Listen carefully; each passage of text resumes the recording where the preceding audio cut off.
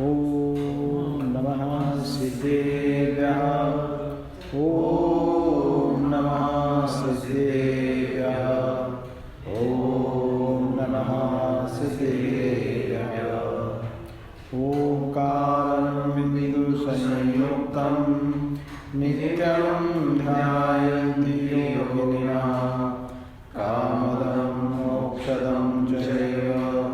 ओंकाराय नमो नमः। मंगलं भगवान् वीरो मंगलं गौतमो गणी मंगलं कुन्दकुन्दार्यो जैनधर्मोऽस्तु मंगलम्।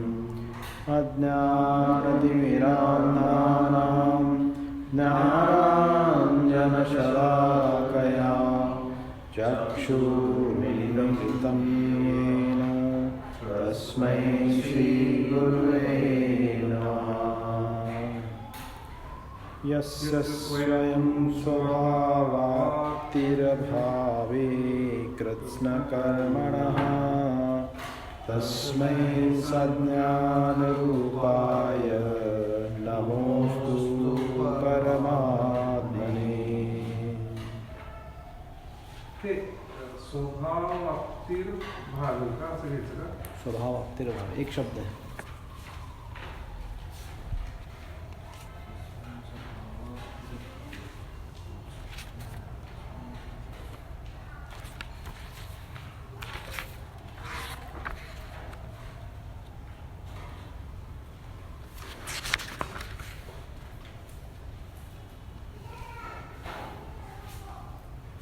नाहीतर मग यस्य स्वयं स्वभावाप्तिर अभावे कृत्स्नकर्मणः असं फोड करून यायला पाहिजे। नाहीतर मग डायरेक्टली यस्य स्वयं स्वभावाप्तिर भावे कृत्स्नकर्मणः क्लीन ब्रेक होतं ना मग शब्दांचे फोड करावं लागत नाही आपल्याला परत।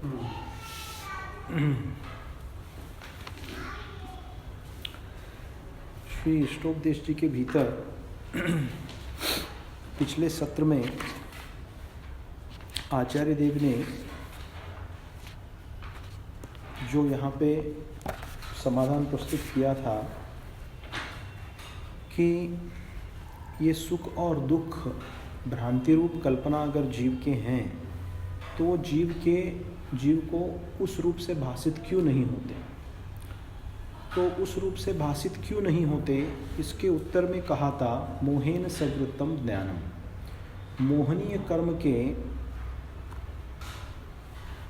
सद्भाव में जीव का जो ज्ञान है उस ज्ञान के ऊपर मोहनीय का आवरण पड़ा हुआ है, संवृत्त हुआ है वो ज्ञान, जिसके कारण स्वभावम लभते न ही, उस कारण से उसे अपने स्वभाव की प्राप्ति नहीं हो पाती है। ठीक उसी प्रकार से जैसे कोद्रव नाम के एक नशीले पदार्थ के सेवन से जो मत्त हुआ है यानी जो नशीला हुआ है ऐसा व्यक्ति पदार्थों को पहचान नहीं पाता, ठीक ऐसे ही। तो इसके भीतर हमने जाना हुआ था कि यद्यपि जीव अमूर्तिक है फिर भी इस जीव के ऊपर कर्म जो रूपी है पुद्गल है उसका प्रभाव पाया जाता है, क्योंकि दोनों के स्वभाव अलग अलग हैं।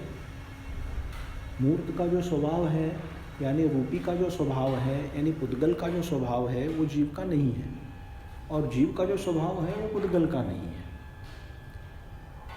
यद्यपि ऐसे सिद्धांतिक रूप से मूल विभाजन होने के बावजूद भी जैसा व्यक्ति शराब पीता है और शराब पीकर उसकी बुद्धि जैसे भ्रमित हो जाती है वैसे ही कर्मों के कारण जीव की बुद्धि भ्रमित हो जाती है।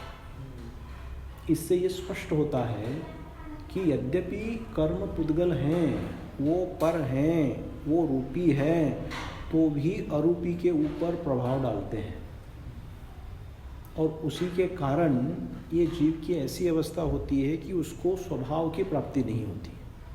अब स्वभाव की हाँ विचारे कौन भूल तेरी अधिकारी हाँ अग्नि से गंगा हाँ हाँ लोहे की संगति। हाँ देखो ऐसा है जो अर्थ हो रहा है हाँ देखो ऐसा है, कथन दोनों भी मिलते हैं आगम के भीतर। कथन एकांत रूप से किसी चीज़ को नहीं पकड़ना है ना। तो क्या है, अनादिकाल से जीव ने क्या किया हुआ है कि सारा जो ब्लेम है वो ब्लेम किसके ऊपर डाल दिया, कर्मों के ऊपर डाल दिया। सब कुछ कर्म से हो रहा है, सब कुछ कर्म से हो रहा है, इसमें मेरा क्या दोष है, मेरा क्या दोष है, मेरा क्या दोष है। जब ऐसी बुद्धि जब जीव के भीतर चलती है तो फिर क्या पुरुषार्थ के प्रति, मोक्ष मार्ग के प्रति प्रमाद उत्पन्न होता है, जीव आलसी बन जाता है और जीव भाग्यवादी बन जाता है। तो जब ऐसी परिणति जीव की हो जाती है तब वहाँ आचार्य देव ऐसे समझाते हैं क्या कि कर्म तेरे कुछ नहीं कर सकते। कर्म के ऊपर ही सब कुछ अगर निर्भर है तो तू कभी भी त्रिकाल में मोक्ष को प्राप्त नहीं हो सकता। और ये जो मोक्ष का मार्ग है इसमें कर्म जैसे भी परिस्थितियां आए उससे हमें जूझना पड़ेगा, हमें लड़ना पड़ेगा। और ऐसे लड़ते हुए भी कर्मों का प्रभाव जब जीव के ऊपर बहुत भारी हो जाता है तब क्या पुरुषार्थ भी कम पड़ता है, छोटा पड़ता है पुरुषार्थ। और इसी बात को यहाँ आचार्य देव दर्शा रहे हैं कि मोही कर्म का प्रभाव जब जबरदस्त जीव के ऊपर होता है तो भैया बड़े बड़े महापुरुष भी कुछ नहीं कर सकते हैं। महान पुरुषों की बुद्धि भी भ्रमित हो जाती है। जैसे पद्म पुराण भीतर के भीतर अपन देखते हैं, रामचंद्र जी कितने बड़े व्यक्तित्व वाले थे, महान विवेक पुरुष थे, महान धनी थे, महान योद्धा थे, महान विवेकी पुरुष थे। यद्यपि उनको पता था कि सोने का मृग होता नहीं है, सोने का हिरण कोई चीज़ होती नहीं है दुनिया के भीतर, लेकिन जब सीता ने हट किया कि मुझे वो सोने का हिरण चाहिए तो उसको पकड़ने के लिए उसके पीछे पड़ गए। तो इसका क्या अर्थ हो गया, रामचंद्र जी मूर्ख थे क्या? नहीं। जब कर्मों का प्रभाव जीव के ऊपर ऐसा आता है तो बुद्धि भ्रमित हो ही जाती है जीव की, कुछ नहीं चलता उसके सामने। हाँ, ये अनेक प्रकार के कर्म हैं। यहाँ पे मोहनी अपने को लेना है, उसमें असाधावेदनीय कर्म का बहुत तीव्र उदय था, उनकी बुद्धि भ्रमित हो गई। अब रावण जी जो भी है, रावण का भी उदाहरण लेते हैं। राम जी का उदाहरण लिया अपन ने, अपन रावण जी का उदाहरण लिया। भाई रावण का भी व्यक्तित्व तो बहुत बड़ा भारी था एक्चुअली पद्म पुराण के अनुसार से। यहाँ पे लोक के भीतर रावण का जो चित्रण किया है वैसा रावण नहीं थे। रावण भी बहुत बड़े धर्मशील व्यक्ति थे वो, लेकिन हाँ प्रतिनारायण थे और बहुत धर्मी थे, बहुत बड़ा धर्मी थे वो भैया। शांतिनाथ भगवान के बहुत बड़े भक्त थे वो। उनकी भक्ति देखोगे तो आप अचंभित रह जाओगे कि रावण ने क्या भक्ति की थी शांतिनाथ भगवान की। तो ऐसा होने के बावजूद भी अभी उनको पता है कि जो कर रहे हैं वो गलत है, फिर भी किया कि नहीं उन्होंने? तो गलती तो की ना रावण ने। तो देखो जब विनाश काल पास में आता है ना तब अक्सर पहले बुद्धि चली जाती है व्यक्ति की। विनाश काले विपरीत बुद्धि कहा हुआ है ना, एक सूत्र है विनाश काले विपरीत बुद्धि। उसका क्या अर्थ है? विनाश काल जब निकट आता है जीव का, उसके पहले क्या चला जाता है? बुद्धि काम करना बंद हो जाती है। सही क्या है, गलत क्या है, क्या योग करना है, यानी विवेक जो है वो खत्म हो जाता है जीव के अंदर। तो कहते हैं रावण के पास कितना 108 विद्याएं थी, बहुत बड़े। रामचंद्र से बहुत बड़ा था वो एक्चुअली। लेकिन विनाश काल आया तो उसका विवेक चला गया, उसकी बुद्धि चली गई, उसकी एक भी विद्या उसके काम नहीं आई जब उसको चाहिए था। तो आप इसको क्या कहोगे? तो ये ऐसे कर्म के ऐसे जबरदस्त प्रभाव जीव में आते हैं, पाए जाते हैं, जिससे अच्छे अच्छे लोग भ्रमित हो जाते हैं। तो ये दोनों भी होता है। तो जब हमें पुरुषार्थ का उपदेश मिलता है तब ये बोला जाता है कि भाई कर्म तो अपनी जगह है, तू डट के रहना, तू पुरुषार्थ करना, तू डरना मत। क्योंकि सारा का सारा अगर उत्तरदायित्व तो तुमने अगर कर्म के ऊपर हमेशा डाल दिया एकांत बुद्धि से कि कर्म ही सब मेरे से करवाते हैं, कर्म ही सबके लिए जवाबदार है, मैं किसी के लिए जवाबदार नहीं हूँ, तो ये तो गलत धारा हो गई ना, ये तो अविवेक हो गया। इसका भी एकांत नहीं कर सकते। यद्यपि कर्म का रोल जरूर है उसमें, ऐसा नहीं है कि कर्म का रोल नहीं है। तो देखो दोनों चीज़ें हैं। तो दूसरे को जो हम कहते हैं अपनी जवाबदारी हम खुद ले लें, उसको कहते हैं उपादान। अपन ने जाना था ना उपादान और निमित्त के बारे में थोड़ा। तो ये क्या है, ये उपादान की क्या है, ये उपादान का दूषण है। क्या दूषण है कि सब कुछ होने के बाद सब कुछ कर्म के ऊपर डाल देना और अपने आप को बोलना मेरा कुछ दोष नहीं है, इसमें सब कर्म का दोष है। तो आचार्य बोलते हैं ये भी सही नहीं है। अगर ऐसा तुम मानते रहोगे तो तुम मोक्ष को में कभी प्राप्ति नहीं हो सकते हैं। क्यों? क्योंकि कर्म बंधन की अवस्था जो है हमेशा चलती रहेगी। और कर्म अगर तुम काटोगे तो तप के माध्यम से सही संवर और निर्जरा, ये जो अपने 7 तत्वों में संवर और निर्जरा तत्व है, उस रूप परिणमित होके तुम जब तप करोगे तभी तुम कर्मों को काट सकते हो भाई। वो पुरुषार्थ के अधीन है, वो कर्म के अधीन थोड़ी है, वो कर्म के अधीन नहीं है। तो उसमें अंदर उपादान सशक्त चाहिए। तो उपादान अगर सशक्त हुआ तो कर्म को हम जीत सकते हैं भाई। और आज तक जो भी मोक्ष को गए हैं सभी कर्मों को जीत कर ही गए हैं ना, यानी कर्मों का नाश करके ही मोक्ष को गए हैं। यानी स्व पुरुषार्थ आत्म कल्याण के लिए जो आगम में बताया हुआ जो पुरुषार्थ है, वो पुरुषार्थ को उन्होंने किया है। ऐसा नहीं मान के बैठे कि जब भाई सब कुछ हो रहा है, कर्म है, मैं क्या कर रहा हूँ, तो उसमें उसका निषेध करते हैं। ऐसे एकांतिक बुद्धि का निषेध है। और साथ में फिर ऐसे भी कई बार जीवन के भीतर होता है कि तुम बहुत बार कुछ अच्छा करना चाहते हैं, धर्म क्षेत्र में आना चाहते हैं, कुछ पुरुषार्थ करना चाहिए, लेकिन बार बार कुछ न कुछ व्यत्यय व्यंतर कुछ न कुछ आते ही जाता है और वो चीज़ घट नहीं पाती, हो नहीं पाती। तो ये क्या है, ये कर्मों का प्रभाव है। तो दोनों ही बातों को संग्रहित करके आगम का अभ्यास करना और जानना, वस्तु स्थिति इसी से पता चलेगी। दोनों का भी एकांत नहीं करना इसमें। तो इस कारिका के भीतर आचार्य देव क्या कह रहे हैं, कर्म को बलवान बता रहे हैं, मोहनीय को बलवान बता रहे हैं। और मोहनीय बलवान बहुत है। आप सोचो दुनिया के भीतर जैनी तो छोड़ो, जैनी की संख्या कितनी कम है जगत के भीतर, सारे अजैनी भरे हुए हैं। तो आपने अगर सिद्धांत के हिसाब से हमने विचार किया तो दुनिया के भीतर कितना मिथ्यात्व है। हाँ? और सही राह मिलना कितना मुश्किल है आत्मकल्याण के लिए। तो ये किसका पगड़ा है? तो सिद्धांत के भीतर खोजने जाओगे तो मिथ्यात्व का रह रही है। ये बहुत प्रबल शत्रु है जीव का, सबसे बड़ा शत्रु यही है। तो इसीलिए ये प्रभाव दिखाता है। तो ये क्या बता रहे हैं यहाँ पे कि भाई ऐसी जब स्थिति हो जाती है, मोहनी की जब ऐसी खतरनाक होती है, तो जीव को पता नहीं चल पाता। और स्वभाव लभते नहीं का अर्थ क्या है कि खुद की पहचान होना कि मैं कौन हूँ, मेरा स्वरूप क्या है, मैंने जो समझ के रखा है वो मैं हूँ कि कुछ मैं और हूँ। स्वभावम लभते नहीं, स्वभाव की प्राप्ति नहीं होती है। यानी क्या कि आगम के आगमोक्त रूप से जो वस्तु स्वरूप दिखाया हुआ है उस अनुसार मेरी श्रद्धा चल रही है कि नहीं चल रही है।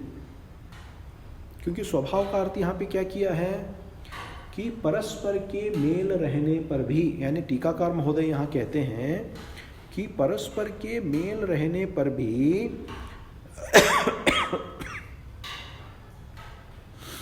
एक पदार्थ से अन्य पदार्थ को जुदा दिखलाने वाला जो धर्म है वो स्वभाव है। धर्म यानी क्या कि ऐसी कोई चीज, गुण जो मात्र उसी ही द्रव्य में हो, उसी पदार्थ में हो, अन्य में नहीं हो, तो उसके पकड़ने से क्या होता है, फिर उसके स्वभाव की प्राप्ति हो जाती है। जैसे जल है, जल का स्वभाव क्या है, हमेशा शीतलता प्रदान करना। आप उसको कितना भी गर्म कर लो, जब तक अग्नि मिलती रहेगी तब तक वो गर्म होगा।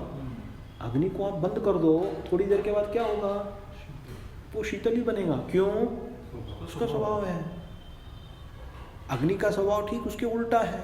अग्नि से कभी शीतलता प्रदान नहीं मिल सकती, शीतलता नहीं मिल सकती अग्नि से। अग्नि से हमेशा अपने को उष्णता ही मिलेगी। तो ये सब वस्तु के स्वभाव हैं, है ना। तो इस स्वभाव की प्राप्ति जीव को क्यों नहीं हो पाती? क्योंकि मोहनीय का आवरण है, सशक्त आवरण है। इसीलिए पता नहीं चल पाता कि मेरा स्वभाव क्या है, मैं कौन हूँ।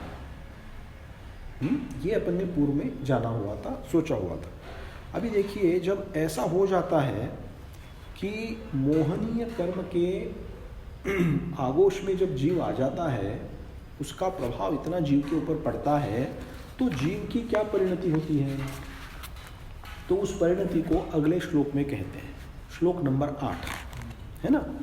क्योंकि प्रश्न एक ही किया हुआ है कि जीव को ऐसा मालूम क्यों नहीं होता, तो उसको उत्तर देने के लिए 4 श्लोक बता रहे हैं हम, क्योंकि 4 श्लोकों में वही श्रृंखला चल रही है कि मोहनीय का प्रभाव दिखा रहे हैं, मोहनीय कैसे कार्यकारी करता है, कैसे कार्य करता है।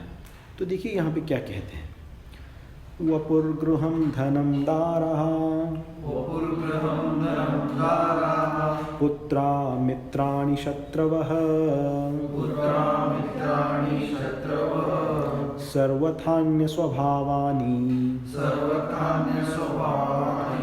मूढ़ः स्वानि प्रपद्यते। देखिए यहाँ पे मोह के प्रभाव में आकर व्यक्ति जो है, जो जीव जो है, वो उसकी परिणति कैसे चलती है, वो क्या सोचता है। तो देखिए इसके बता क्या कहते हैं, वपु, वपु का अर्थ होता है घर, मकान, ग्रह, नहीं सॉरी, वपु का अर्थ होता है शरीर, वपु का अर्थ होता है शरीर, है ना, और आगे गृह दिया है, मैंने वो पढ़ लिया। वपु का अर्थ होता है शरीर, शरीर, फिर गृह, गृह यानी घर, अपना मकान, है ना। वपु, गृह, धनम, धन, संपत्ति आदि। फिर कहते हैं दाराहा, दारा का अर्थ होता है स्त्री, स्वस्त्री, हाँ। फिर कहते हैं पुत्रा, अपने पुत्र। फिर उसके कहते हैं मित्र, मित्राणी, मित्र इत्यादि। और कौन? शत्रवः, और शत्रु। इनको वो क्या कहता है?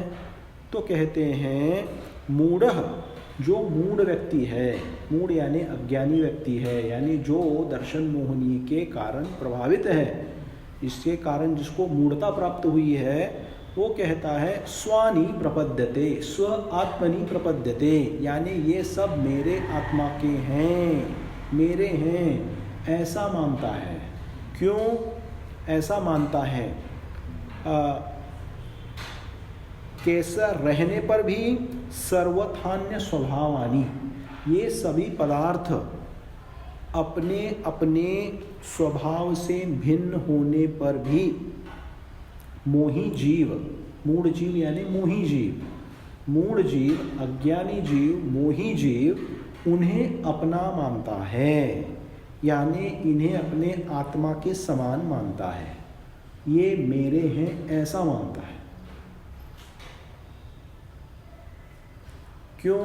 क्योंकि मोहनी के प्रभाव में क्या चल रहा है? मोहनी के प्रभाव में परिणति ये चल रही है कि मैं कौन हूँ और पर कौन है, इसकी पहचान नहीं है जीव को, है ना। तो इसी को आगम के भीतर, सिद्धांत के भीतर क्या कहा हुआ है? देह में आत्मबुद्धि को धारण करने वाला जीव। क्या कहा हुआ है शास्त्रीय भाषा में? देह को आत्मबुद्धि धारण करने वाला जीव। देह में आत्मबुद्धि करना यानी क्या? ये देह मेरा है, यानी ये देह यानी ही मैं हूँ, इस जाति की परिणति चलना, तो इसको कहते हैं देह में आत्मबुद्धि। तो इस देह में आत्मबुद्धि होने के कारण क्या मूढ़ता प्राप्त होती है, और मूढ़ता किसके कारण हो रही है? मोहनीय कर्म के प्रभाव से, मोहनीय में दर्शन मोहनीय के प्रभाव से, चारित्र मोहनीय से नहीं। तो दर्शन मोहनीय कर्म जब प्रगाढ़ होगा तब जीव को क्या लगेगा कि भाई ये शरीर जो है ये मेरा है, फिर उसके बाद ये जो घर है जिसको मैंने बनाया है ये मेरा है, फिर उसके बाद जो मैंने धन कमाया है, मेरे पास सोना है, चांदी है, बैंक शेयर्स है, शेयर सर्टिफिकेट्स हैं, स्टॉक में इन्वेस्टमेंट है, वो सब मेरा है। हाँ, फिर आगे क्या कहते हैं? फिर पुत्र मेरे हैं, चाचा, मामा, काका, स्त्री मेरी है, फिर उसके बाद मित्र मेरे हैं, शत्रु मेरा है, मेरा शत्रु है, बाकी कैसे कैसे लोग हैं वैसे शत्रु भी मेरा है, सब मैं मेरा मेरा मेरा मेरा, ऐसी अपनी परिणति जीव की चलती है। तो ये क्यों चलती है भाई? तो ये मोहनीय के कारण चलती है, इसीलिए मोहनी को सबसे बड़ा जीव का शत्रु प्रस्तुत किया हुआ है। तो इस बुद्धि को तोड़ना होगा। तो इस बुद्धि को तोड़ने के लिए क्या कहते हैं, मूढ़ कौन है? तो यहाँ पे कहते हैं स्वपर विवेक ज्ञानहीनः सो मूढ़। मूढ़ यानी कौन? तो यहाँ पे कह दिया कि स्वपर विवेक से जो रहित है, ज्ञान से रहित है, वो मूढ़ है, यानी अज्ञानी है, यानी मोही है। तो अभी अपने को क्या सोचना है कि भाई हमारे जीवन के भीतर, अभी आपने ये बता दिया इस श्लोक के माध्यम से कि पुत्र मेरा नहीं है, पुत्री मेरी नहीं है, माता मेरी नहीं है, पिता मेरे नहीं है, भाई मेरा नहीं है, गुरु मेरे नहीं है, शिष्य मेरा नहीं है, पैसा मेरा नहीं है, तो है क्या मेरा फिर? और फिर ये जो मुझे सारे के सारे मेरे जीवन में मेरे रिलेशन हैं, ये क्या क्या खोटे हैं, क्या झूठे हैं, क्या ये मैं इनको अपना नहीं मानूं क्या? सामान्य से ये प्रश्न उठता है। कई लोग जो है, जो धर्म के प्रति थोड़ा संशय रखते हैं, धर्म के प्रति थोड़ा गलत कोई बुद्धि रखते हैं, धर्म के प्रति कोई लोग थोड़ा निगेटिव सोचते हैं, वो बोलते हैं कैसा धर्म है ये? और ऐसे जैनी नहीं बोला हुआ मैं सर, बहुत बार मैं ये जो आपको बताता हूँ बातें, ये मतलब अनुभव की हुई बातें हैं। बोले ऐसा कैसा धर्म है ये? अपने ही माता को पिता को बोले अपना मत मानो बोलता है, भाई को अपना मत मानो बोलता है, बेटे को अपना मत मानो बोलता है, पैसे को अपना मत मानो बोलता है। तो इतना सब पैसा किसने कमाया? किसी और ने कमा के दिया क्या? कैसा ये धर्म? ये सब कुछ छोड़ो बोलता है, ये अपना मत मानो बोलता है इनको। ये ऐसे भी सोचने वाले जैनी लोग बहुत हैं कि धर्म हमें क्या सिखा रहा है। तो ये सोच एकदम गलत है। धर्म आपको वस्तु स्वरूप सच्चा क्या है ये दिखाने की कोशिश कर रहा है, लेकिन मोह में जीव इतना अंधा हो चुका है, उसको सब कुछ अपना ही लगता है, सब कुछ अपना लगता है उसको। तो भाई फिर प्रश्न सबसे बड़ा क्या उठेगा? हम अपना माने नहीं क्या? हम क्या माने आखिर? हमको माता ने जन्म दिया है, माता पिता ने हमको बड़ा किया है, सब लोगों ने हमको जीवन में सहारा दिया है, भैया हम उनको नहीं माने? अब मेरा बेटा है, बेटे को मैं अपना नहीं मानूं? ये साहजिक सबके मन में प्रश्न उपस्थित होंगे ना कि क्या मानना क्या है, क्या नहीं मानना है। तो देखो, आगम के भीतर इसकी बहुत अच्छी मैत्री है, इसको व्यवस्थित रूप से समझना है। यहाँ पे एकांत रूप से ऐसा नहीं बोल रहे हैं कि सबको अपना मत मानो और छोड़ दो तुम। ऐसा अगर किया तो सारा का सारा जो उपकार अपकार का जो सिस्टम है जगत के भीतर, वही बिगड़ जाएगा। क्योंकि माँ बाप ने हमको हमारे ऊपर उपकार किया है, गुरु ने हमारे ऊपर उपकार किया है, कितने ही लोग हैं जिन्होंने हम पे उपकार करके संस्कृति दी है, धर्म दिया है, धर्म सिखाया है, संस्कार दिए हुए हैं। ये किया हुआ है कि नहीं लोगों ने? तो बिल्कुल है भाई। तो ये जो व्यवस्था है, ये तो व्यवस्था जीवन की बहुत महत्वपूर्ण है। लेकिन जब मोह के अंदर जीव परद्रव्य को, यानी ये सब कौन है? आत्मा से भिन्न है, पर है, पर को अपना मानना, मतलब इनमें अपनत्व की बुद्धि करना कि ये एकांत से मेरे हैं, मैं इनका हूँ, ये मेरे हैं। तो मैं इनका हूँ और ये मेरे हैं, तो भैया पूरे संसार के चक्र में ये तुम्हारे साथ चलते हैं क्या? पूर्व भाव में आपके पिता माता पिता कौन थे आपको पता है क्या? आपकी पत्नी कौन थी? आप कौन से पर्याय में थे? वहाँ ऐसी व्यवस्था भी अगर थी क्या, ये आपको पता है क्या? आगे अपन जाने वाले हैं, ये भाव छोड़ के अगले भाव में जाने वाला है, ये तो तुम्हारे साथ चलने वाले हैं क्या? अगर ये सब तुम्हारे हैं तो आना चाहिए। लेकिन इनका रिश्ता मात्र कहाँ तक है? मरघट तक बताया हुआ है, श्मशान भूमि तक इनका रिश्ता है अपना, है कि नहीं? स्मशान भूमि में आग देने के बाद 1-2 महीना दुखी होंगे, उसके बाद सब भूल जाएंगे और अपने अपने काम में सब ले जाएंगे, क्योंकि संसार की यही अवस्था है, व्यवस्था ही है। क्या करोगे तुम? उनको भी तो ब्लेम नहीं कर सकते। तो देखिए, ये सब जो अवस्थाएं हैं ये संयोगाश्रित अवस्थाएं हैं। इनको संयोगाश्रित अवस्था मानकर व्यवहार से ये अपने ग्रहण करना है, लेकिन परमार्थ से जीव का कोई भी नहीं है। ये सिद्धांत यहाँ बता रहे हैं। निश्चय न्याय के आधार से यहाँ पे क्या बताया जा रहा है कि परमार्थ से जीव का इस दुनिया के भीतर कोई भी नहीं है।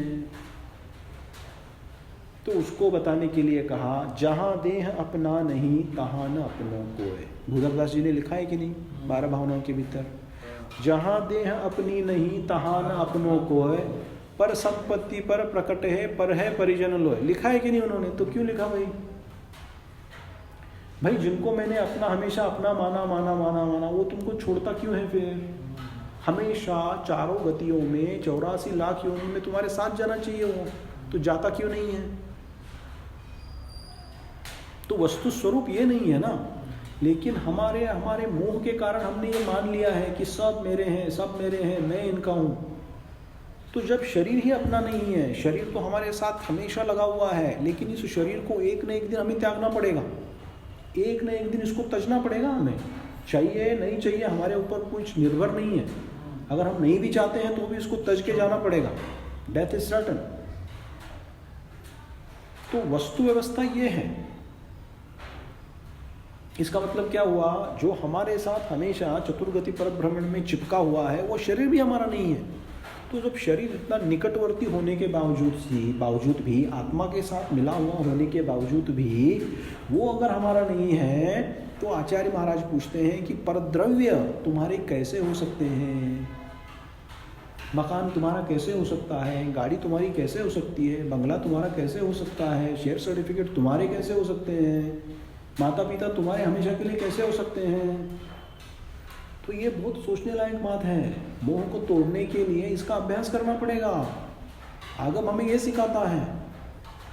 ये हमारे सारे मुनिराज सब छोड़ छाड़ के त्याग करके चले जाते हैं, इसके पीछे ये सारी भावना है, इसके पीछे सारा ये अभ्यास है। नहीं तो छोड़ना बहुत मुश्किल है।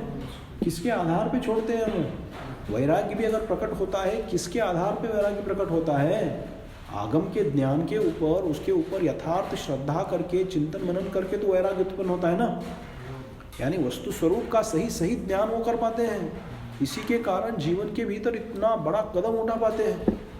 आज वीर सागर जी महाराज के बारे में सुना प्रवचन के भीतर। वे अमेरिका में थे, बड़ी कंपनियों में जॉब करते थे, उस समय में काफ़ी पैसे कमाते थे। अभी तो मतलब छोड़ के कितना समय हो गया। अगर वो कंटिन्यू करते हैं तो उनके पास कितनी संपत्ति होती? बोलो आप, क्या नहीं था उनके पास? तो उनको ऐसा करके घूमने की और नगर में जाने की क्या आवश्यकता थी? इस मार्ग में आने की आवश्यकता ही क्या थी उनको? ये बहुत सोचनीय विषय है अपने लिए। तो लेकिन पर वस्तु का स्वरूप जब हम जानते हैं, तब ये बात समझ के आती है कि भैया हाँ, माता पिता भाई बंधु बहन परिवार सब मेरे हैं, इसकी ना नहीं है। लेकिन उनको पहले पर जान के फिर अपना जानो, क्योंकि मुख्य स्वरूप तो वो है। सब पर हैं फिर अपने हैं। अपने कैसे हैं? व्यवहार ने के आधार से इस शरीर से संयोगाश्रित अवस्थाएं हैं सारी है, और संयोगाश्रित अवस्थाएं होने के कारण ये अपने से जुड़े हुए हैं। यही वस्तु स्वरूप है भाई। इसको हम नहीं समझें और कितना भी कुछ और कर लें तो मोह को हम जीत नहीं सकते, मोह को पराजित नहीं कर सकते। इसका मतलब ये नहीं है कि बहुत लोग इसका क्या है गलत अर्थ निकालते हैं और अपने सब जवाबदारियां हैं जीवन के भीतर ना उसको छोड़ छाड़ के भाग जाते हैं। क्यों? क्योंकि हमारे धर्म में ऐसा बताया है। तो वो सही है क्या? इससे तो धर्म भी बदनाम होगा फिर। भैया तुमने यथार्थ रूप से धर्म में जो वस्तु स्वरूप है उसका ग्रहण नहीं किया, कुछ सुना, कुछ अपने आप का सोचा, दिमाग लगाया और कुछ काम कर दिया, और जो सारा दोष किसके ऊपर आया? धर्म के ऊपर दोष आया। तो ऐसा यहाँ पे जो बताया हुआ मार्ग है वो ऐसा नहीं है। तो इसमें बहुत बैलेंस बना के चलना होगा और समझना होगा कि आचार्य कह क्या रहे हैं, क्योंकि एक दूसरे के प्रति जो कर्तव्य है उन कर्तव्यों का वहन करना पड़ता है, होता है, हमें धर्म भी बताता है। हमारा ही आगम हमें ही सिखाता है कि कर्तव्यों को तजना नहीं है, हमारे जो कर्तव्य हैं उन कर्तव्यों को पूरा करना है हमें। लेकिन उन कर्तव्यों को पूरा करते हुए स्व के प्रति होने वाला कर्तव्य मत भूलो। दूसरे का कर्तव्य करते हुए स्व के प्रति रहने वाला जो कर्तव्य है वो नहीं भूलना है। तो इसीलिए इस पे आप क्या कह रहे हैं कि ये सभी पर पदार्थ, अभी पर पदार्थ दो कैटेगरी में आते हैं, एक चेतन पदार्थ और एक अचेतन पदार्थ।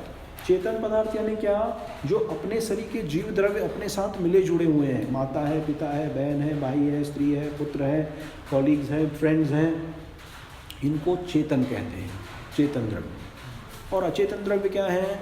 अचेतन द्रव्य हमारा घर, बंगला, गाड़ी, मकान, पैसे, उसके बाद बैंक बैलेंस, उसके बाद कपड़े, शेयर सर्टिफिकेट्स, अपनी ज़मीन जायदाद, जो कुछ भी अपना इन्वेस्टमेंट चलता है, gold, Boolean, what ever it is, right, that is all is considered अचेतन द्रव्य। तो ये अचेतन द्रव्य से और चेतन द्रव्य से अपना जो नाता है वो संयोगिक नाता है, संयोग से उपजा हुआ नाता है ये। तो संयोग से उपज होने के कारण क्या है, ये परमार्थ से हमेशा मेरे साथ चलने वाले नहीं हैं। ये जब तक पुण्योदय है तब तक मेरे पास पैसा रहेगा, एक बार पापोदय शुरू हो गया, मैं कितना भी हाथ पैर मार लूँ मेरा सब कुछ चला जाएगा, तो फिर मेरा कहाँ हुआ हूँ? परमार्थ से मेरा कहाँ हुआ? अपन ने व्यवहार में स्वीकार कर लिया है कि ये मेरा है, और व्यवहार को चलाने के लिए वो योग भी है, वो गलत नहीं है। आप भाई जब बच्चे का नाम दर्ज कराने स्कूल में जाते हो और उसको बोलते हो कि अच्छा अमुक अमुक इसका नाम, इसका पिता का नाम क्या है, बोलिए बेटा मेरा नहीं है, अपना कोई हो ही नहीं सकता, मेरे माता नहीं है, मेरे पिता नहीं है, मेरा बेटा नहीं है, इसका कोई नहीं है। तो स्कूल वाले क्या कहेंगे, ये आदमी पागल है, इसको पागल खाने में भर्ती करो, बोलेंगे कि नहीं? तो मैं समझ रहे मैं क्या बोल रहा हूँ आपको, यानी व्यवहार से ये सब रिश्ते नाते घटित होते हैं, संयोगाश्रित अवस्था से सब नाते घटित होते हैं, उसको भी स्वीकार करना है। लेकिन उसके साथ साथ परमार्थ रूप से क्या स्वीकार करना है? परमार्थ रूप से ये स्वीकार करना है कि ये सभी अपने अपने अन्य स्वभाव लिए हुए हैं, सबके स्वभाव भिन्न हैं, सब मेरे से भिन्न हैं। स्वद्रव्य से यानी आत्मद्रव्य से सभी ये पदार्थ हमेशा जुदा थे, जुदा हैं, जुदा रहेंगे, भिन्न ही थे, ये भिन्न ही है, भिन्न ही रहेंगे।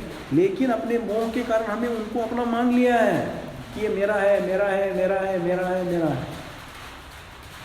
इसको परद्रव्य के प्रति होने वाला ममकार भाव कहा हुआ है, ममत्व भाव, ममकार भाव, यही ममत्व है। क्या है ममत्व? यही ममत्व है ना, सगळं माझं आहे, माझं आहे, माझं आहे, माझं, ही जी भावना आपली सारखी चालते, हेच ममत्व भाव है, ममकार भाव इसी को कहा हुआ है। और ये मोह का प्रतीक है, मतलब दर्शन मोह का प्रतीक है ये। सो एकांत से ऐसा नहीं मानना। तो वस्तु स्वरूप जो आगम के भीतर बताया है उस अनुसार से अपनी बुद्धि को चलाना।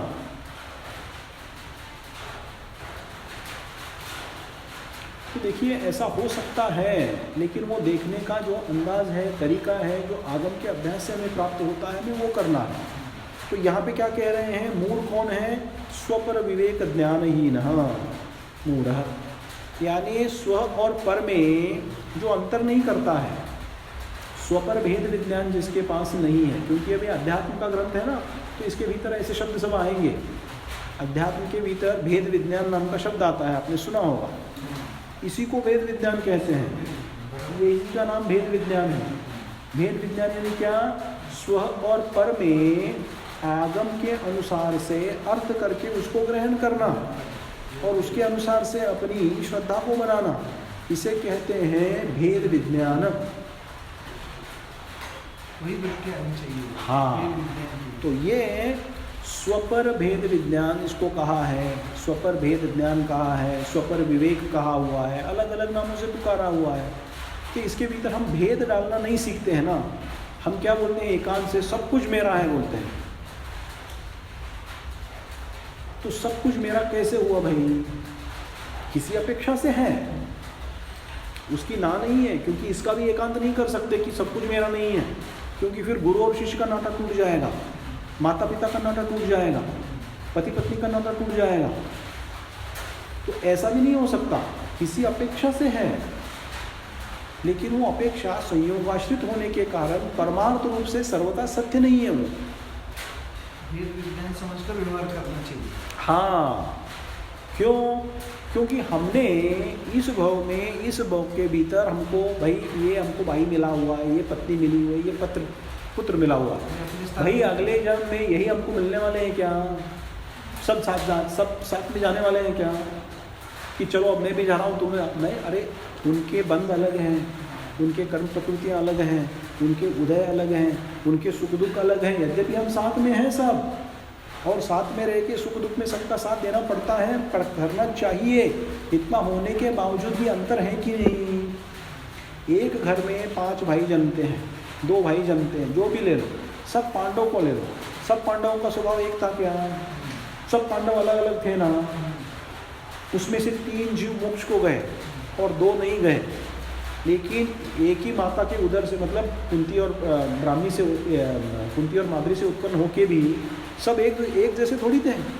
सबके उदय अलग थे, सबकी बुद्धियाँ अलग चलती थी, सबके विचार अलग चलते थे। तो व्यवहार रूप में से तो किसी अपेक्षा से तो है वो, लेकिन परमार्थ से नहीं है। और इस परमार्थ बुद्धि को विकसित करना है। जब तक ये बुद्धि जीव के भीतर उत्पन्न नहीं होती है, तब तक मोक्ष नहीं, मोह का नाश कैसे होगा? जब ये पता चले कि भाई मेरी भ्रांति जो परद्रव्य में चल रही थी कि ये सब कुछ मेरा है, मेरा है, मेरा है, मेरा है, तो एक दिन पता तो चले कि ये मेरा नहीं है। जब मेरा जब हम करते हैं और जब बिना उसका जब वियोग हो जाता है, तो देखो जीव कैसे तड़प के उठता है, कैसे तड़प होती है मोह के कारण। हाँ,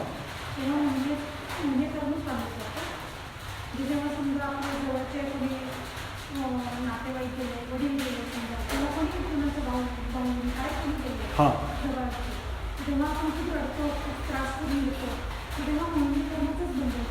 असाता वेद नहीं करना चाहिए, असाता का बंद होता है।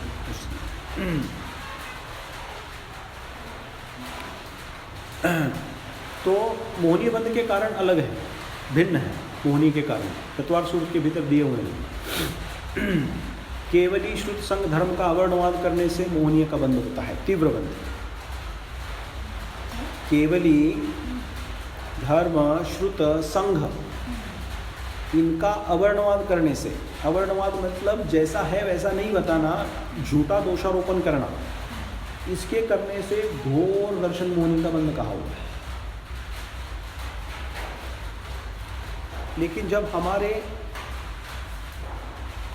निकटवर्ती स्नेही जन जब छूट जाते हैं तो दुख होना साहजिक है, हो जाता है। लेकिन बहुत दुख में जाके डिप्रेशन में नहीं जाना, दुख होना साहजिक है। जब गुरु चले जाते हैं ना संघ के भीतर, तो शिष्य भी रोते हैं, शिष्य भी रोते हैं, क्योंकि शिष्य के लिए वो गुरु तो थे ही, लेकिन पिता समान थे वो। उनका लालन पालन किसने किया? आचार्य श्री ने आज इतना बड़ा जबरदस्त संघ बनाया है, किसने लालन पालन किया सबका? किसने तैयार किया? वो पिता हैं उनके। सबको दुख होगा जब वो मिलते हैं। देखिए बहुत सालों के बाद जब मिलते हैं अश्रु आ जाते हैं कि नहीं, रोते हैं कि नहीं?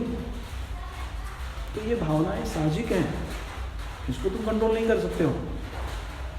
लेकिन इसके आहार में जाके इतना भी अपने आप को दुखी नहीं करना है कि अपन जो भाई डिप्रेशन में चले जाए या बहुत बहुत क्षीण मानसिक अवस्था अपनी हो जाए, ऐसा नहीं करना है। मतलब वेद विज्ञान समझना चाहिए। क्योंकि ये समझना है, जहाँ संयोग है वहाँ वियोग होने ही वाला है। तुम्हारे रोकने से चाहने से क्या होने वाला है बताओ? आज तक संयोग जिसका हुआ है उसका वियोग कभी हुआ नहीं, ऐसा हुआ है क्या? कोई एक भी पदार्थ आप दुनिया के भीतर दिखाओ मेरे को कि जो मिले हुए हैं लेकिन बिछड़े नहीं है, ऐसा है ही नहीं। फिर जहाँ सुख है वहाँ दुख होना ही होना है। सर्वतोपरि सुख भी नहीं है, सर्वतोपरि दुख भी नहीं है। सुख दुख दोनों साथ ही चलते हैं। तो वस्तु का स्वरूप तो यह है, ऐसा बताया हुआ है। तो इसके अनुसार से अगर अपन जीवन चले तो क्या है, बहुत बड़ा नुकसान के सहने के बावजूद भी, बहुत बड़ा ये होने के बावजूद भी अपना जो मनोबल है ना वो कम नहीं होगा। अभी बहुत बड़ा नुकसान बिजनेस में किसी को होता है तो क्यों होता है भाई? तो तीव्र असाधा वेदनी कर्म के उदय से होता है। वो सब कुछ अच्छा करने के बावजूद भी, ठीक करने के बावजूद भी ऐसे प्रसंग बन सकते हैं जिससे वो उजड़ सकता है। लेकिन ऐसे में अगर वो धर्म के संस्कार से अगर होगा तो वो अपने आप की रक्षा कर पाएगा। और धर्म संस्कार नहीं होंगे तो उसकी बुद्धि भ्रमित हो जाएगी, बहुत बुद्धि भ्रमित हो जाएगी, डिप्रेशन में चले जाएंगे। कभी कभी लोग तो फिर सुइसाइड का भी सोच लेते हैं कि अब दुनिया में क्या रहा है नरली। तो ये सब मानसिक विकार जो है ना, ये बहुत बड़े मानसिक विकार के शिकार हो जाते हैं। तो धर्म अपने को इन सब चीज़ों से बचाता है। ये तो लौकिक फायदा है, लेकिन पारलौकिक फायदा क्या है? मोह की हानि करना है इसमें। आचार्य देव क्या कह रहे हैं यहाँ पे कि स्वपर भेद विज्ञान नहीं होने के कारण एकांत रूप से जीव की बुद्धि हमेशा से क्या चली आ रही है, जो संयोग आश्रित अवस्था पुण्य कर्म के उदय से मुझे प्राप्त है वो सब कुछ मेरा है, सब कुछ मेरा है, सब कुछ मेरा है। तो भाई अब मेरा ही उदाहरण देता हूँ मैं, अमेरिका छोड़ते वक्त मेरे को बिल्कुल भी दुख नहीं हुआ, नहीं हुआ, क्योंकि उसको मैंने अपना कभी माना ही नहीं। जहाँ पे गए रहे अनासक्त भाव से सेवन किया, क्योंकि आगम था हमारे साथ, हमेशा इसी के विचार चलते थे। तो जो भी अच्छी बहुत कुछ मिला उधर भी, ऐसा नहीं कि नहीं मिला, बहुत कुछ मिला। और लोग जिनको बहुत कुछ मिलता है वो छोड़ना नहीं चाहते हैं, बिल्कुल नहीं छोड़ना चाहते। और जब छोड़ने का प्रसंग भी जिनको अगर आता है तो अंतरंग में बहुत क्लेश उत्पन्न होता है कि मेरे को छोड़ना पड़ रहा है। तो भगवान की कृपा से हमको ऐसे क्लेश से भी हम बचे रहें। ये सब जिनवानी माँ की कृपा है, मैं तो ये समझता हूँ, ये सब जिनेंद्र भगवान की कृपा है भाई। और हमारे ऊपर तो कोई प्रेशर भी नहीं था फैमिली का कि तुम छोड़ के आओ इधर, सब छोड़ छाड़ के तुम्हारे सुख दुख को सबको वहाँ जो भोग रहे हैं वो छोड़ के आओ, ऐसा कोई भी प्रेशर भी नहीं था हमारे के ऊपर। लेकिन जिनवानी माँ ने जीवन के भीतर कैसे जीना चाहिए इसकी कला जो है यहीं से प्राप्त होती है अपने को। तो जब जीव बहुत उसमें अटका हुआ है ना, फिर बहुत दुख होता है छोड़ते हुए। लेकिन मुझे ऐसे भाव कभी उत्पन्न नहीं, सहजता से काम हो गया। यहाँ पे सहजता से आ गए और यहाँ पे अभी सहजता से बच गए, बस गए। तो ये किसकी कृपा है? ये मेरा बड़प्पन नहीं है, ये माता जिनवानी की कृपा है भैया हमारे ऊपर।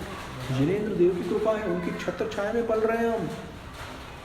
नहीं तो ऐसे बहुत जगह अपन गए, बहुत भूमिया देखी, बहुत कुछ कर लिया, इसमें कुछ सार नहीं है। एंड में सब छोड़ना है, एंड में सब जाना ही पड़ेगा छोड़। तो ऐसी अवस्थाएं हैं। अब जहाँ जो जीव जहाँ जिस क्षेत्र में जो जहाँ रह रहा है ना, वो धर्म जितना हो सके उतना धर्म का पालन करके, अपनी शक्ति अनुसार धर्म का पालन करके रहना चाहिए उसको। अभी जस्ट यहाँ आने के पहले मुझे एक न्यूज़ प्राप्त हुई। हमारे एक साधर्मी थे अमेरिका में, जैन का कॉन्फ्रेंस जो होता है उसमें वो जर्मनी से आए थे। तो अपने दिगंबर जैन बंधु ही हैं साधर्मी। तो अभी पता चला कि उनका देहांत हो गया, तो जर्मनी में वो चले गए। तो क्या है, तो एक बार अब वापस आके यहाँ क्या करना नहीं करना वो बात अलग है सबके लिए। उनको लंग कैंसर हुआ था 1.5-2 साल पहले। तो धर्म में काफ़ी लगे हुए थे। तो उनको बोला था मैंने कि आप जितना हो सके उतना नमोकार मंत्र का जाप करते रहिए, धर्म ध्यान करते रहिए। और वो धार्मिक प्रवृत्ति के थे वो। तो क्या उन्होंने क्या किया, तो भाई वहाँ से तो छूटना नहीं था, जाना नहीं था, क्योंकि अब इतने साल से बसे हुए हैं, वो चेंज नहीं कर सकते। लेकिन जहाँ पे हैं वहाँ पे अंत तक उन्होंने अगर अपने आप को संभाल लिया हो तो बहुत अच्छी बात, यही कर सकते हैं। अंत में जो कुछ भी है, यहाँ पे हो, वहाँ पे हो, कहीं पे हो, सब तो छोड़ छाड़ के जाना है, सब हाथ में कुछ भी नहीं जाने वाला है। तो वस्तु स्वरूप तो ये है, वस्तु व्यवस्था तो ये है। तो इसीलिए शरीरादिक में पर पदार्थों में आत्मबुद्धि नहीं करना। आत्मबुद्धि यानी ये मेरा है, तो मात्र वो शरीर के पीछे नहीं चलता है, सारे संयोग हमें जो प्राप्त होते हैं उनके प्रति भी चलता है कि ये मेरा है, मेरा है, मेरा है, मेरा है। तो ऐसी बुद्धि की भ्रांति हमें तोड़नी होगी। कैसे? कि वस्तु स्वरूप को जान के, जिनेंद्र भगवान के ज्ञान में जो वस्तु स्वरूप आया हुआ है, आचार्य भगवंतों ने जो हमें बताया है, उसके अनुसार से अपनी बुद्धि को करते हुए, श्रद्धाओं को ठीक करते हुए अपने को उस भ्रांति के ऊपर तोड़ना है कि मैंने समझा था कि सब कुछ मेरे ही है। Actually it turns out it's not like that. किसी अपेक्षा से हैं, पर हैं परंतु अपने हैं, ऐसा समझना है। किसी अपेक्षा से अपने हैं, लेकिन अंत में परमार्थ दृष्टि से जीव किसी का कोई भी नहीं है। सत्य तो ये है, शाश्वत सत्य तो ये है। तो देखिए, इस प्रकार से यहाँ कह रहे हैं कि पर पदार्थों में आत्मा और आत्मा के स्वरूप को ही समझता है, यानी ये मेरा है ऐसा समझता है। तो मोह में व्याप्त जो जिसकी बुद्धि चल रही है, इस जीव के ऐसे परिणाम होते हैं। और ऐसा होने के कारण क्या हो जाता है, जीव वापस ज़्यादा मोह में लिप्त होता है, तृष्णाएं ज़्यादा बढ़ती हैं, और वस्तु स्वरूप का ख्याल नहीं आने से क्या है, अज्ञानवत हम रह जाते हैं। सच्चा क्या स्वरूप है हमें जाना ही नहीं है। तो मोह को हीन करने के कैसे प्रसंग बनेंगे, मोह को हम हीन कैसे कर पाएंगे? बहुत कठिन है ना, मोह को जीतना बहुत कठिन है। लेकिन पुरुषार्थ तो हमें करना है। हमको कितने पुण्य, हमारा पुण्य का इतना ज़बरदस्त उदय है कि यहाँ पे हमें जिनेंद्र देव की वाणी, गुरुओं की वाणी, शास्त्र, जिनवानी माता सब प्राप्त है। तो इनका अवलंबन लेके क्या है, अपनी यहाँ जो भ्रांतियाँ चल रही हैं, भ्रांतियों को अपने को मिटाना है। और उसके साथ साथ करते हुए, क्योंकि अपन श्रावक हैं, श्रावक होते हुए अपने जो बाकी के जो भी अपने जो जवाबदारियाँ हैं उनको भी निभाना है, उनके साथ साथ ये भी करना है। और बाद में अगर जीव का आत्मकल्याण की भावना अगर बहुत जब बढ़ जाती है, वैराग्य के परिणाम उत्पन्न होते हैं, और फिर तो वो बात अलग है, वो फिर निवृत्ति का मार्ग है, मुनि मार्ग है। तो उसके लिए हमें जाना है, एंड में तो गोल वही होना चाहिए, क्योंकि उसके बिना मुक्ति नहीं है। इस भाव में नहीं तो ये भव की यात्रा है ना। तो इस भाव में हमने जो ज्ञान कमाया है, अगर श्रद्धा से, अगर विनय से इसको ग्रहण किया हुआ है, तो ये पर भाव में भी हमें काम देता है, उपस्थित हो जाता है, हमें दुखों से बचाता है। हाँ बिल्कुल। तो अभी जितना कर सके उतना करें, लेकिन ये यात्रा जो है वो भव की यात्रा है, तो कमर कसनी है बस, और धर्म को नहीं छोड़ना है। हाँ, तो इस प्रकार यहाँ पे आचार्य देव कहते हैं कि ऐसे मोही जीव की प्रवृत्ति होने से पर द्रव्य को सर्वथा रूप से वो अपना मानता है। शरीर के साथ वो बुद्धि हमेशा चलती है कि शरीर मेरा है, मेरा है, मेरा है, मेरा है। यानी ऐसा ही नहीं कि मैं शरीर हूँ और शरीर मैं हूँ, ये बुद्धि होती है। शरीर चला गया तो मैं चला गया, शरीर आ गया तो मैं आ गया। लेकिन ये स्वरूप है क्या? इस जीव द्रव्य का ये स्वरूप है क्या? नहीं है। उसको हम जाने, तो जाते वक्त अगर जाने और जानकर उसमें यथार्थ श्रद्धा हमने प्रकट कर लिया, तो जाने का दुख भी नहीं होगा। क्यों दुख होगा बताओ ना? आपको अपना सच्चा स्वरूप जब पता चल जाता है तो आपको क्यों दुख होगा? नहीं होगा दुख भाई। इसीलिए तो हमारे महामंडल सब ये लोग संलेखना वगैरह करते हैं, समाधि वाले लोग करते हैं, वो बहुत बड़ी प्रक्रिया है, उसके पीछे सारा आधार यही है।